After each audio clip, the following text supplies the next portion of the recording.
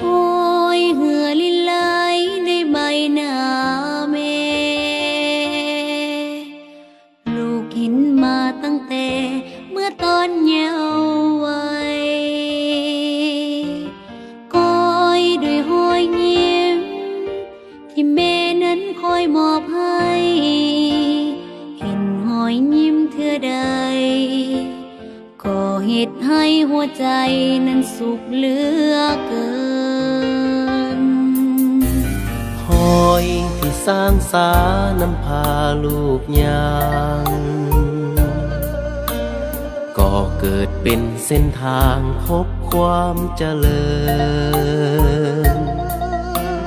แม่สู่ทางเส้นทางให้ลูกก้าวเดินนับมือนับเจริญผู้คนต่างสรรเสริญใต้การนำพา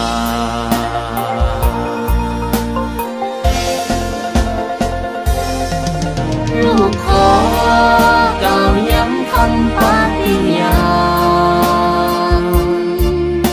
สิเป็นคนสืบสานในเจตนาห่วงใจประสานคุณสาวประสาห่วงศรัทธาตามรอยวิลาสตรี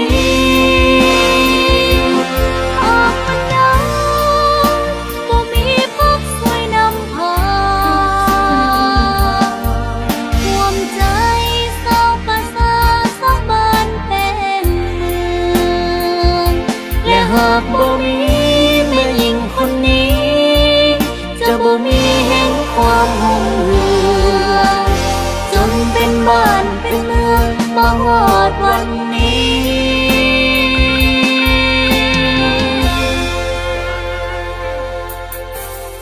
ยอมเหนื่อยปานใด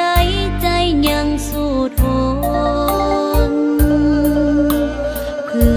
ลูกๆทุกคนได้เป็นคนดีหักและถนอมยินยอมให้ทั้งชีวิตด้วยความหักและหวังดีจากผู้หญิงคนนี้ที่ชื่อว่าแม่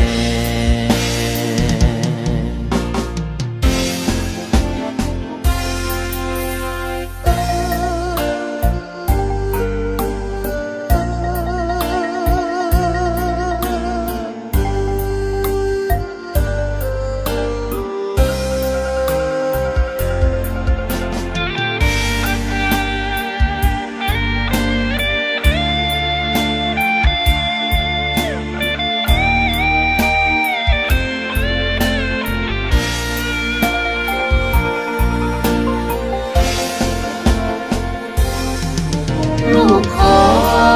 กล่าวย้ำคำปฏิญาณสิเป็นคนสืบสานในเจตนาห่วงใจประสานคุณสาวประสาห่วงศรัทธาตามรอยวิลาสตรี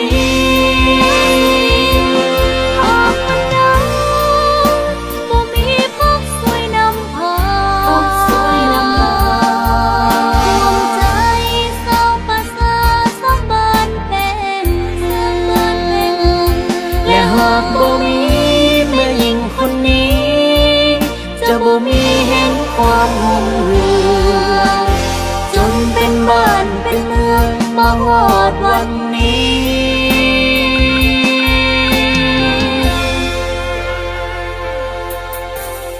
ยอมเมื่อยปานใด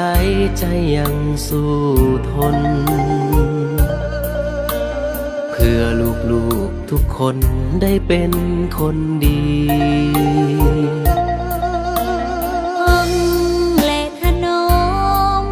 ยินยอมให้ทั้งชีวิตด้วยความหักและหวังดีจากผู้หญิงคนนี้ที่ชื่อว่าแม่ลูกบูชาความหวังดี แด่ผู้หญิงคนนี้ที่ชื่อว่าแม่